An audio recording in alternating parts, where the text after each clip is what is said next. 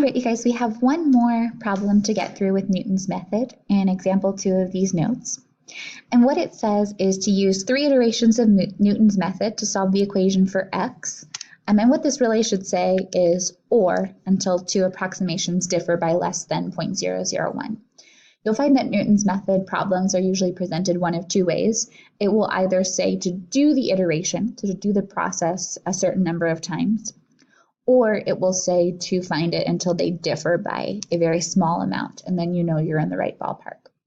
So let's go ahead and aim for the 0.001 difference for this one, just because that's usually a little bit more precise. And then we want to confirm that information using a graphing calculator. So looking at this problem, it says x minus 2 square root of x plus 1 is equal to 0. And what we want to do is just come up with a guess.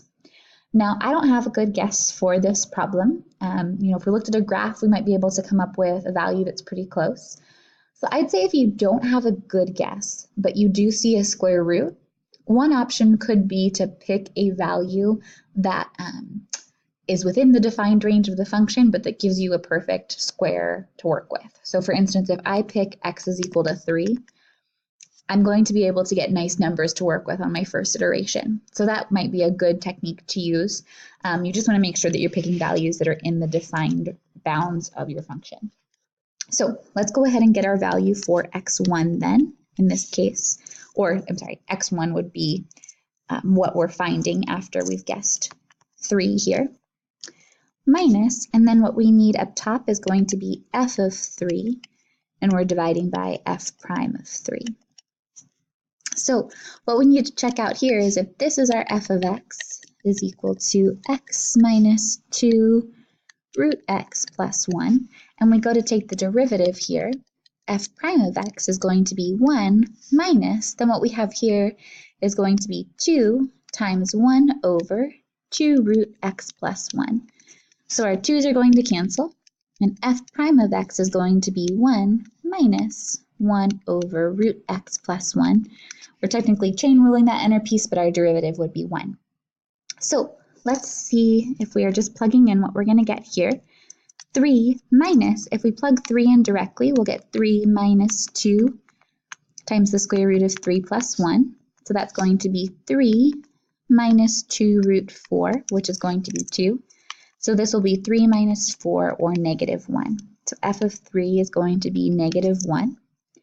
And then for the derivative, when we want f prime of 3, what we're going to have is 1 minus 1 over, and this is going to be 3 plus 1. So this is going to give us 1 minus 1, and then that bottom part will become 2. So 1 minus a half, which will also be 1/2. So we'll have 1/2 down here.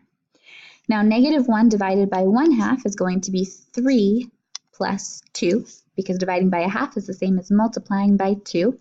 So we'll get negative 2. 3 minus negative 2 is the same thing as 3 plus 2. So our new output value is going to be 5. So on the first round, we guessed 3, and we got out 5. So the second round, we're going to guess 5 and see what we get on the other side. Now at this point, what you're really going to need is your calculator, and you need to know that this is the f of x you're working with, and this is the f prime of x that we're going to be working with. So I'm not going to show the plug-in for every value. I'm just going to go ahead and take it over to the calculator. So for our second guess, what we're going to have is 5 minus f of 5 over f prime of 5.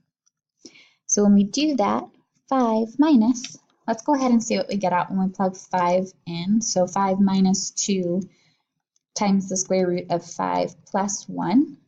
So I'm going to do 3 decimal places. I get 0.1010 up top. Then for my derivative piece, I've got 1 minus 1 divided by the square root of 5 plus 1, and I get 0.5918. So then when I subtract this in my calculator, 0.1010 divided by 0.5918, I get out the expression 4.829. So that's this answer here, 4.829. And I'm going to repeat the process. This time 4.829 is my guess. So my third one, I've got 4.8 4.829 minus f of 4.829 all over f prime of 4.829.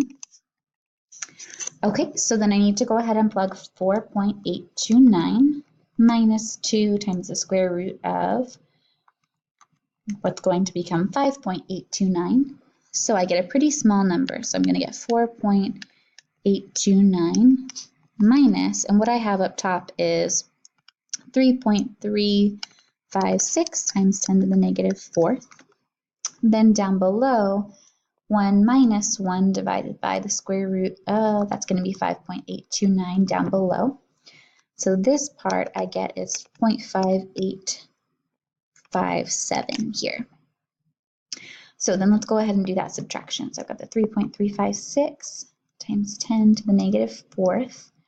I'm dividing that by the 0.5857 and then 4.829 minus that answer, and I end up with 4.828. So at that point, I'm within 0.001 of my previous answer, so I can go ahead and stop there. Then what you want to do is confirm on your graphing calculator that your graphing calculator gets the same result when they're reporting that approximation as we just did using the technique that our calculator actually does use. So I'm going to go ahead and look at my screen, and if you want to plug this into your calculator at the same time.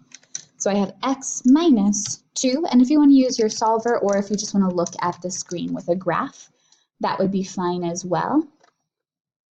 And so we're looking for 2, and then under the radical we've got x plus 1. So when I look at what approximation my graphing calculator is giving me, oops, trying to use my pen there, I get this exact value on the calculator as well. And so that's awesome because we are developing a technique that would allow us to program the calculator and get out the same results as you currently see on your screen. And again, notice my initial result didn't have, or my initial guess didn't have to be that great. 3 is not really that close to 4.828. I just picked it based off of what would be easy to plug in the first time around.